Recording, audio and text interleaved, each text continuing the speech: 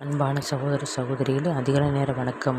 இன்றைய நாளுக்கான தேவனுடைய வார்த்தை சங்கீதம் 134 அதிகாரம் 1 வசனம். வானத்தையும் பூமியும் படைத்த கர்த்தர் சீயோந்து உன்னை ஆசீர்வதிப்பாராக. இந்த வசனத்தை கேட்டுக்கொண்டு தேவ ஜனங்களை, அதிகாலையில் கர்த்தர் புதிய கிருபையை தருகிறார். அதை பெற்றுக்கொள்ள நேர் வாஞ்சையோடு எல்லோரும் அதிகாலை எந்திரிச்சு ஜெபிக்க வேண்டும், துதிக்க வேண்டும், ஸ்தோத்திரத்தை எடுக்க வேண்டும்.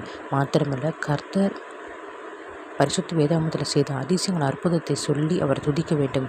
அப்போது நம் வாழ்க்கையில் கர்த்தர் அதிசயம் அற்புதம் செய்வார். மாத்திரமல்ல, பாவ மன்னிப்பு நிச்சயத்தை அதிகாலையில் பெற்றுக்கொள்ள வேண்டும்.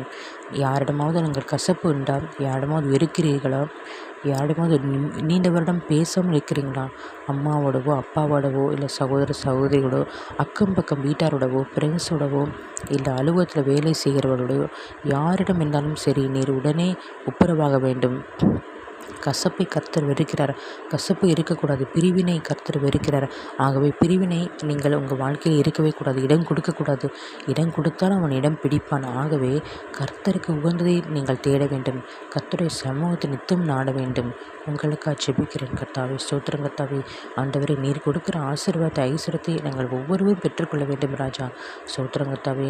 ஆண்டவரே, நீர் பாவத்தை குறித்தும் நீதி குறித்தும் நியாயத்திருப்பை குறித்தும் கண்டித்து உணர்த்துவேன் என்று சொன்னீரேப்பா. ஆண்டவரே, அப்படிப்பட்ட உணர்வை தகப்பன் எங்களுக்கு கொடுங்க தகப்பனே. ஸ்தோத்திரம் கர்த்தாவே. உணர்வுள்ள இறுதி கொடுங்க ராஜா.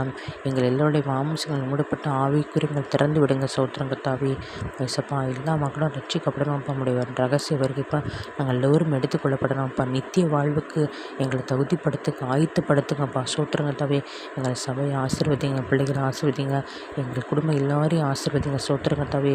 ஆண்டவரை எல்லா ஊழியங்களையும் ஆசீர்வதிங்க ராஜா. உங்கள் ரத்தத்தை தெளிக்கிறோம்ப்பா. ஸ்தோத்திரம் கர்த்தாவே. உங்களுடைய பாதுகாப்பின் ரத்தத்தை எங்கள் மீது தெளிக்கிறோம். உங்களுடைய மீட்பின் ரத்தத்தை எங்கள் மீது தெளிக்கிறோம். உங்களுடைய விடுதலை கொடுக்குற ரத்தத்தை தெளிக்கிறோம்ப்பா. உங்களுடைய ரட்சிப்பை கொடுக்குற ரத்தத்தை தெளிக்கிறோம்ப்பா.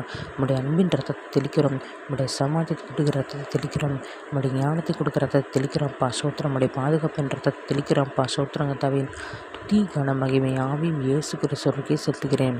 மீட்பெரும் இரட்சகருமாகிற இயேசு கிறிஸ்து நாமத்தில் ஜெபிக்கிறேன் என் நல்ல பிதாவே. ஆமென்.